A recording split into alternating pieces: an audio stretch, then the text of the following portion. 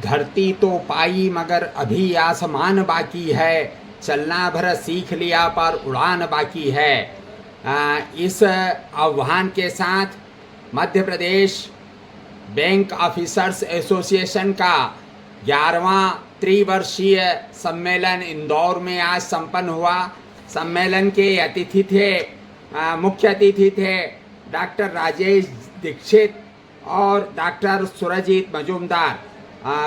उद्घाटन करते हुए डॉक्टर मजूमदार ने कहा कि सार्वजनिक बैंकों ने ही देश की अर्थव्यवस्था को बचाया है। मंदी के दौर में भी अर्थव्यवस्था को बचाने का काम सार्वजनिक बैंकों ने किया है, लेकिन आज की जो सरकार चल रही है उसकी नीति के तहत सार्वजनिक बैंक डूब रही है और निजी बैंक मजबूत हो रही है।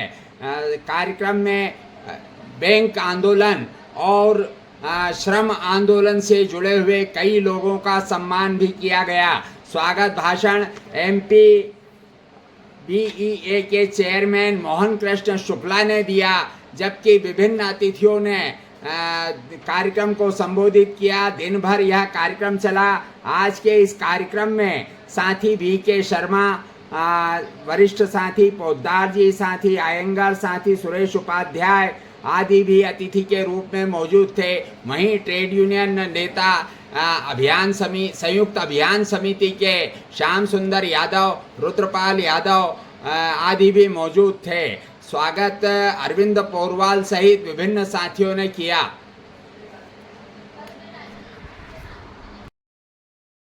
सर्वप्रथम मैं अधिवेशन के आयोजकों की सराहना करना चाहूँगा, जिन्होंने यह अधिवेशन हमारे और आपके प्रिय संगठन all India bank of association की उत्पत्ति की मूल स्थान पर रखा है, जिसे आप AIBO की जन्मभूमि भी कह सकते हैं। यह इंदौर नगर का ऐतिहासिक गांधी हॉल, जिसके परिसर में हम यहाँ उपस्थित हैं, आपके AIBO का जन्म स्थल है। बाहर जो गांधी हॉल है उसका इतिहास AIBO के जन्म से जुड़ा हुआ है। मार्च 1980 में AIBO के तत्कालीन महासचिव साथी प्रभातकार इंदौर आए थे और इसी के गांधी हॉल में उनकी सभा रखी गई थी। सभा की अध्यक्षता तत्कालीन मेंबर ऑफ पार्लियामेंट कॉमरेड होमिदा जी ने की। मैं भी एक कार्यकर्ता के नाते बहुत दूर से आकर उस सभा में शामिल हुआ था।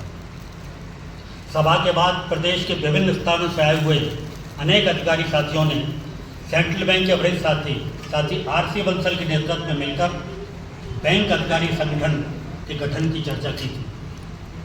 AIBO स्तर पर भी इसकी चर्चा हमारी सेंट्रल कमेटी में प्रारंभ हो चुकी थी और इसकी वजह तत्कालीन अधिकारी संगठन आईकोबो, मैं साथी आइंगर की तरफ देख के बोल रहा हूँ, पुराने साथियों को सबको मालूम है आईकोबो का इतिहास, और इसकी वजह थी तत्कालीन अधिकारी संगठन आईकोबो द्वारा पिल्लई कमेटी रिपोर्ट के विरुद्ध हमारे राष्ट्रव्यापी आंदोलन में किया गया विश्वासघात।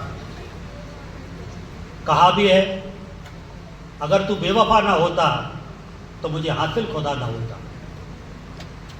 आईकोबो का विश्वासघात इस देश की बैंकिंग ट्रेड यूनियन के अधिकारियों को एक नया संगठन प्रदान करके गया, जो all India bank of association है। 13 अप्रैल 1980 को इंदौर में प्रदेश के अधिकारियों की वो किन उद्देश्यों को विकसित करें, इन सब को तय करने में अगर आर्थिक नीतियां जो सरकारों की होती हैं उनकी एक भूमिका है, तो जो यूनियन और संगठन जो है उनकी भी एक भूमिका है। और मेरे ख्याल से पिछले 30-35 वर्ष के दौर में अगर हम देखें तो नीतियों के मुकाबले में यूनियनों और संगठनों की जो भूमिका है वो अधिक सकारात्मक है। मिसाल के तौर पर 2008 में जब पूरे विश्व स्तर पर एक आर्थिक संकट हुआ था, जिसकी शुरुआत वित्तीय क्षेत्र से हुई थी, बैंकिंग क्षेत्र से हुई थी, उस समय बहुत लोगों ने ये कहा कि हिंदुस्तान की बैंकिंग व्यवस्था में उसका असर, अर्थव्यवस्था पर तो असर पड़ा, लेकिन हिंदुस्तान के बैंकिंग क्षेत्र में उसका उस संकट का असर इतना नहीं था जितना बहुत सारे देशों में देखा गया। और इसका कारण यह था कि उस समय भी इतने सारे सुधार के कार्यक्रमों के बावजूद हिंदुस्तान के बैंकिंग क्षेत्र का चरित्र यह था कि सार्वजनिक बैंक जो है उनका प्रभुत्व तब तक सुनिश्चित किया गया था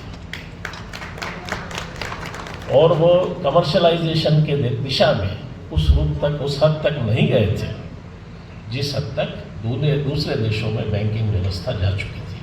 और इसीलिए संकट का असर हिंदुस्तान के बैंकिंग क्षेत्र पर कम था या सीमित था। और इसके लिए अगर मुख्य योगदान किसी को दिया जाए तो आपके जैसे संगठनों को दिया जाना चाहिए, क्योंकि अगर आपके संघर्ष और लड़ाई नहीं होते तो 2008 में स्थिति और विपरीत होती।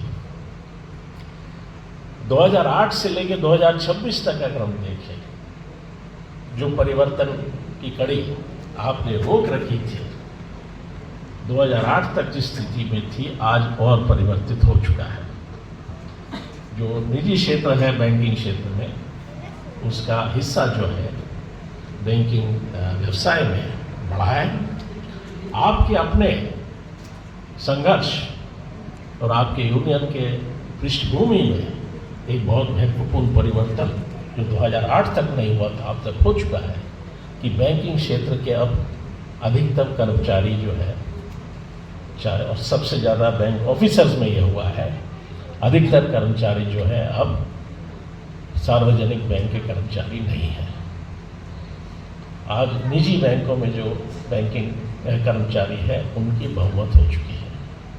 तो आपके संघर्षों और आंदोलनों की भी जो पृष्ठभूमि है उस पर एक महत्वपूर्ण परिवर्तन हो चुका है और मेरे हिसाब से ये बहुत चिंता का विषय है, क्योंकि आज 2008 में तो एक संकट हुआ था, लेकिन आज जब हम 2026 में खड़े हैं तब जो संकट की स्थिति है वो 2008 के मुकाबले में भी अधिक गंभीर है।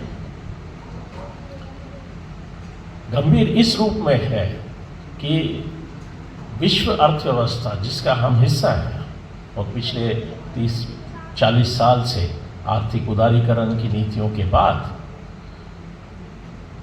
ये तय है कि हिंदुस्तान की अर्थव्यवस्था जिस रास्ते पर चल रही है उसका वैश्विक के स्तर पर जो भूमंडलीकरण या ग्लोबलाइजेशन की प्रक्रिया है, दोनों में आपसी रिश्ता रहा है। हम विश्व अर्थव्यवस्था का एक हिस्सा बने हैं और हम उससे अलग होकर हमारी कोई दिशा में नहीं जाते। तो ये जो भूमंडलीकरण की प्रक्रिया है, ये अब इसका भी इतिहास 30-40 साल का हो गया है और ये आज एक परिस्थिति पर में विश्व अर्थव्यवस्था को लाई है जिसमें हम ये कह सकते हैं कि जो अतीत की परिस्थिति थी उसमें परिवर्तन हो गया है, लेकिन नया क्या होगा उसका चित्र अभी तक साफ नहीं है। और इसलिए विश्व अर्थव्यवस्था में जो है अब एक अगर हम भविष्य की देखें, अगले 10-15 साल की स्थिति देखें तो शायद ये कहना गलत नहीं होगा कि एक बहुत ही अस्थायी और अस्थिर स्थिति बनी रहेगी। और इस अस्थिर स्थिति में अगर हम हिंदुस्तान की अर्थव्यवस्था को उसके मद्देनजर देखें तो हमारे पास हमारे कुछ विशेष उस संकट के कुछ विशेष पहलू जो हैं हमको महसूस करने पड़ रहे हैं और इसलिए हिंदुस्तान की अर्थव्यवस्था के लिए आने वाला दौर जो है बहुत ही चुनौती का दौर है।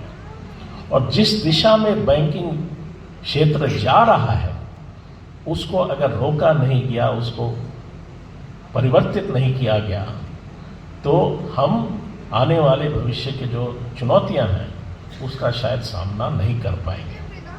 और मैं इसको पहले थोड़ा स्पष्ट करना चाहूँगा कि क्यों मैं ये कह रहा हूँ। विश्व अर्थव्यवस्था की अगर हम बात करें तो भूमंडलीकरण या ग्लोबलाइजेशन अंतर्राष्ट्रीय अर्थव्यवस्था के एक ऐसा दौर है जिसकी कुछ खास विशेषताएं हैं। एक विशेषता जो है कि पूरे दुनिया के स्तर पर एक प्रक्रिया इस दौर में देखी गई है, जिसको वित्तीयकरण का नाम दिया गया है, जिसका मतलब ये है कि उत्पादन की प्रक्रिया में विस्तार के मुकाबले में वित्तीय गतिविधियों का जो विस्तार है या मात्रा है, उसमें अधिक विस्तार हुआ है। यानी कि उत्पादन एक होता है कि वित्तीय क्षेत्र जो है उत्पादन और उस उत्पादन के उपभोग या इस्तेमाल की प्रक्रिया में एक भूमिका निभाती है, लेकिन उससे हटके वित्तीय गतिविधियों का, चाहे वो कर्जा देने का कार्यक्रम हो, चाहे वो वित्तीय बाजारों में कागज बेचने खरीदने की प्रक्रिया हो, जो शेयर बाजार में दिखने को मिलता है, अलग अलग रूप में जो है वित्तीयकरण की प्रक्रिया में विकसित हुआ है और लोगों की जिंदगी में वित्तीय क्षेत्र का जो प्रभाव है वो अधिक हो गया है।